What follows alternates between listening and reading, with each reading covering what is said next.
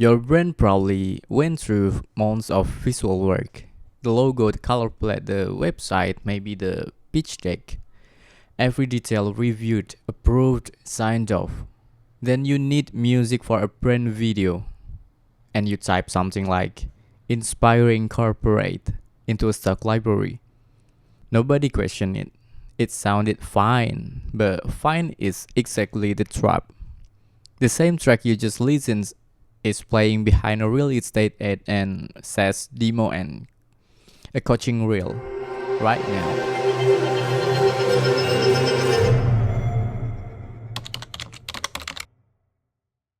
Here is what stock music is actually good at. It solves a deadline. It fills silence before a launch. It makes a video feel finished when you are out of time and out of budget, and sometimes that is exactly what the project needs. Those are real problems, and stock music solves them fast. But stock music was never built to solve a brand problem. Think about how a stock track actually gets made and licensed. It has to work for a startup explainer, a real estate walkthrough, a finance webinar, and restaurant promo all at once, sold to whoever searched the right keyword that week. There is the entire business model behind it. So the music has to stay safe, broad, flexible, inoffensive. And the more flexible a track is designed to be, the less it can sound like any one brand in particular. There is not a quality problem. Production value can be genuinely excellent. It is a specificity problem. The track was built to belong to everyone, which means it was built to belong to no one. And here is the part that makes it worse.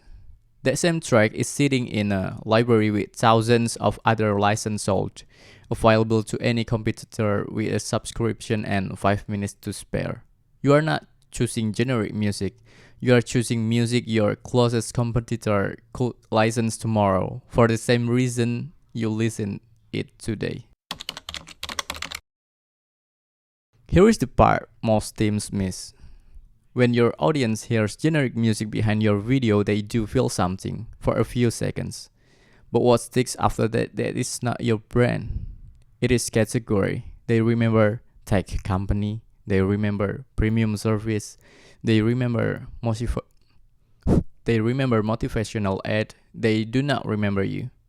And for a business trying to build recognition, that gap is the real cost.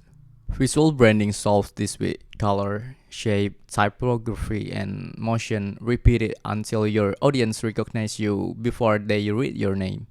Sonic branding does the exact same job, just through melody, rhythm, texture, and pacing instead. A sharp, minimal 3-note motif can carry as much recognition as a word mark, if it is used consistently enough for long enough. There is what an audio logo actually is, not decoration, a deliberately designed repeatable signal, the sonic equivalent of a symbol mark, built to be instantly recognizable in under 3 seconds. That is why a real audio logo is not just a jingle at the end of a video. And custom brand music is not just a nicer sounding background track. They are the sonic version of the same recognition system your design team already spends months building. Some teams push back here. We already have strong visual identity, isn't that enough? It carries most of the weight when someone is looking at your brand. But the moment they close their eyes, mute their screen, or just have your video playing in the background while they work, sound is the only signal left. If that signal is borrowed from a library, the recognition your visual identity works so hard to build simply switches off. Skip that system and your brand video finishes on time, but it finishes sounding like a category, not a company. Try this test for a second. If your brand uses 5 different logos and 5 different color palettes across 5 different campaigns, everyone would call that a brand problem immediately. Your design team would never let that happen. There would be a brand guideline, a review process, someone whose job it is to catch it. But plenty of companies do the exact same thing with sound and nobody flags it before there is no equivalent guideline for what the brand is allowed to sound like. Cinematic trailer music for launch video, lofi beats for the social ads, corporate piano for the investor deck, something else again for the trade show booth. Nothing connects, nothing compounds, every piece of content start from zero as if the brand had never made a sound before.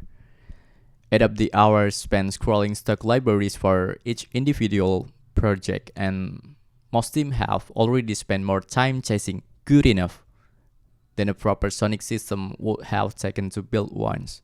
At Dimulti Music, we treat this as one system, not a series of separate music decisions made by whoever is closest to the deadline that week. A real sonic identity does not mean every video uses the identical track.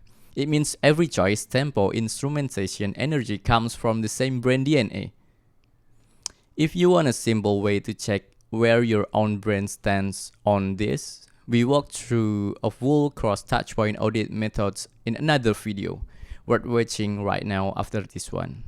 It walks through your website, your hotline, your ads, and your notification one after another, so you can hear the gaps for yourself instead of taking our word for it. So here is the real difference. Stock music is rent attention. It helps one piece of content feel complete. Then it moves on to the next brand tomorrow. Sonic branding is own identity. It compounds every time your audience hears it again. The same way a familiar logo gets easier to spot the more often you have seen it.